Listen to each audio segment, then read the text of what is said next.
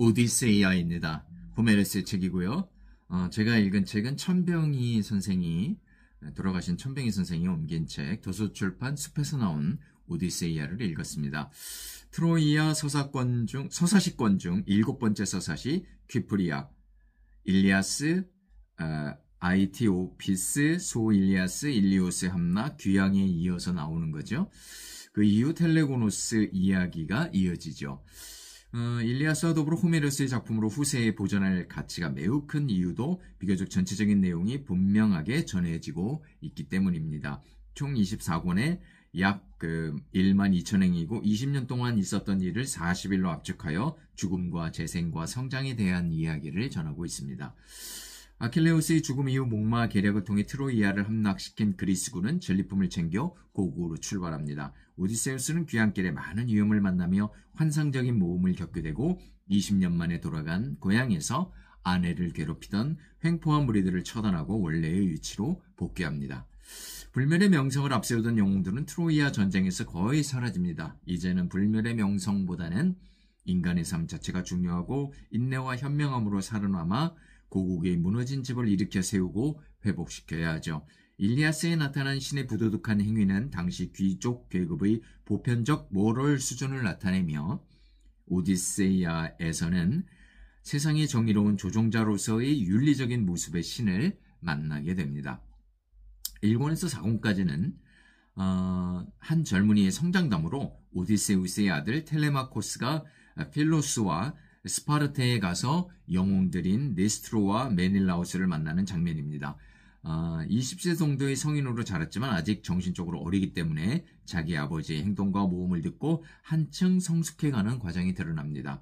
5권부터 12권까지는 오디세우스의 환상적인 모험이 칼립소의 나라에서 스케리아까지 이어지며 13권부터 마지막까지는 오디세우스가 고향 이타케에서 108명의 구원자들에게 처참한 복수를 안기는 과정입니다. 이타케는 오디세우스가 죽은 줄 알고 그의 아내 페넬로페와 결혼하려고 몰려든 108명의 구원자들이 먹고 마시는 통에 재산이 축나고 분명한 결정을 내리지 못해 페넬로페와 텔레마코스는 매일 불안한 나라를 보내고 있는 중입니다. 페넬로페는 구원자들을 속이기 위해 낮에는 시아버지 라에르테스 수의를 짜고 밤에는 푸는 일을 3년 동안 이어오고 있고 4년째에 어느 하녀에 의해 구원자들에게 발각되고 말죠. 아테네에 의해 부추김을 받은 텔레마코스는 아버지의 행방을 알기 위해 필로스에 가서 네스토르를 만나 그리스군들의 전쟁담과 아버지의 영웅담을 듣습니다. 트로이아의 함락과 철수 과정에서의 상세한 내용이 그려지죠. 총사령관인 아가멤논의 피살과 그의 아들 오레스테스의 복수 과정도 언급됩니다. 필로스를 떠나 스파르타에서는 메넬라우스와 헬레네를 만납니다. 역시 환상적인 모험담과 아버지에 대한 맹활약상을 듣고 점점 정신적인 담대함이 커져가는 텔레마코스입니다. 구원자들은 텔레마코스의 귀향에 맞춰 그를 죽이려고 작은 섬의 포구에서 매복하지만 텔레마코스는 무사히 복귀합니다. 신들의 회의에서 아테네가 오디세우스의 귀향 문제를 건의하고 제우스는 대답을 통해 작품 전체의 구성과 내용을 예고합니다. 오기기의 섬에서 칼립소와 7년 동안 지내던 오디세우스는 뗏목을 만들어 떠나고 바다 여신과 강의 신의 도움으로 파이아케스족이 사는 스케리아에 도착합니다. 알키노스 왕과 아레테 왕비가 통치하고 있는 그곳에 아름다운 공주 나우시카아와 만나 훌륭한 접대를 받죠. 오디세우스의 인물됨을 알아보는 왕은 그를 위해 성대한 잔치를 베풀고 온갖 선물들을 선사합니다. 잔치 중인 음원 가객 데모도코스가 부르는 트로이아 전쟁과 함락에 대한 노래를 듣고 몰래 눈물을 훔치는 오디세우스를 발견한 왕은 그에게 이름과 신분과 눈물을 흘리는 이유를 묻고 오디세우스는 그동안 바다를 떠돌며 겪은 모험담을 풀어놓게 되죠. 트로이아 성을 떠나 이스마로스에서 해적질, 그 당시는 정당한 행위였죠.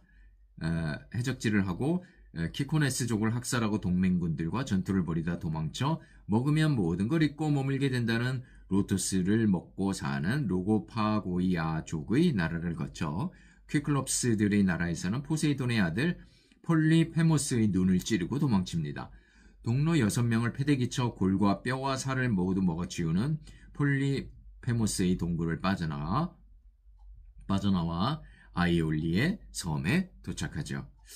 아이올로스 왕은 고향으로 데려다줄 서풍만 빼고 모든 나쁜 바람을 모아 쇠가죽 자루에 넣어 오디세우스에게 주고 고향 이타케에 가까이 이르러 오디세우스가 잠든 사이 무슨 보물이 잔뜩 들었는 줄 알고 부하들이 자루를 열자 역풍이 불어 다시 아이올리의 섬 근처에 가고 맙니다.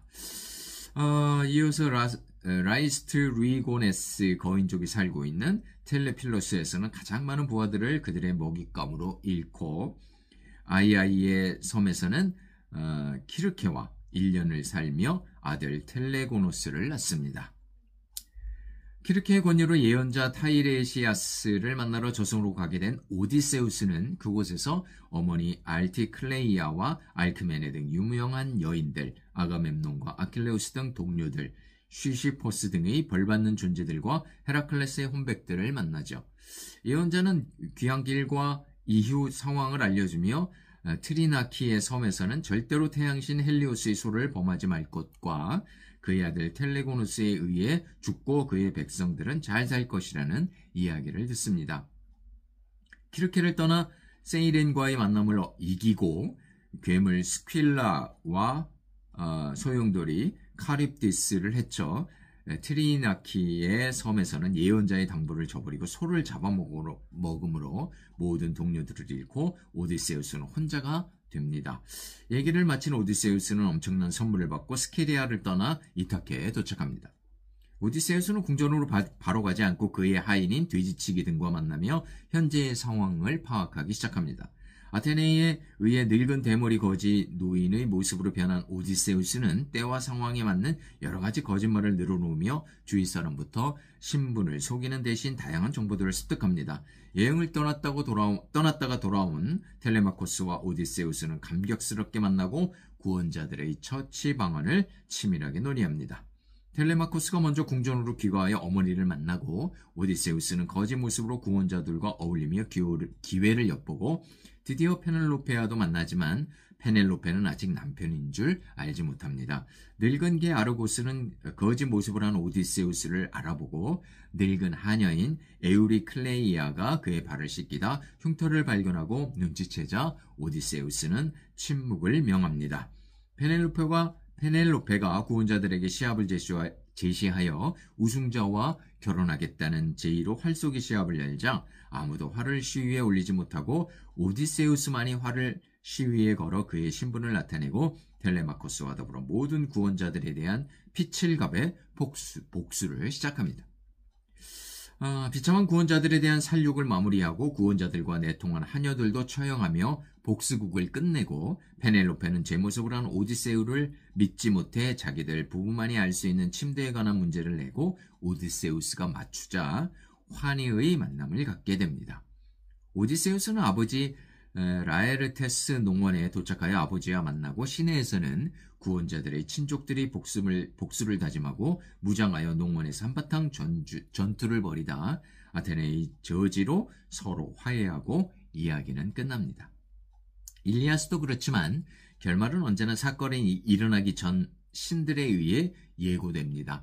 이미 알고 있는 내용이 어떻게 묘사될지 궁금함을 자아내는 것이 오히려 긴장감을 배가시키는 효과를 나타내죠. 오디세우스의 여정이 시간순으로 나오지 않는 것도 무려 2800여 년 전에 사용한 매우 놀라운 이야기 서술 기법으로 볼 수 있습니다.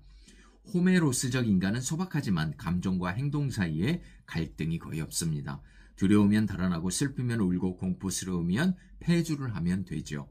의지와 행동 사이의 갈등을 심하게 느끼는 햄릿형 인간과 대비됩니다. 내세에 대한 기대가 없고 솔직한 쾌감을 표출하는 등 철저한 현세주의자들이며 양심의 개념이 희박하고 동시대인들과 후세의 평판이 유일한 가치 척도일 뿐입니다. 편안하고 나른하며 무기력한 사회가 아닌 야만적이고 생동감 있으며 질서가 회복된 이타케가 우리의 이상적인 사회가 될 수 있을까요?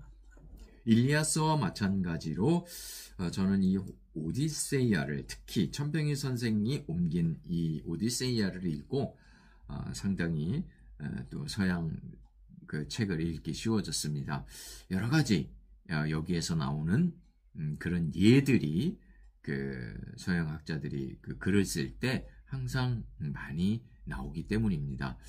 일리아스와 오디세이아, 그리스 고대 고전을 읽으면서 고전에 대한 인류가 남긴, 유사일에 남긴 그런 고전에 대한 가치를 제대로 알 수 있었습니다.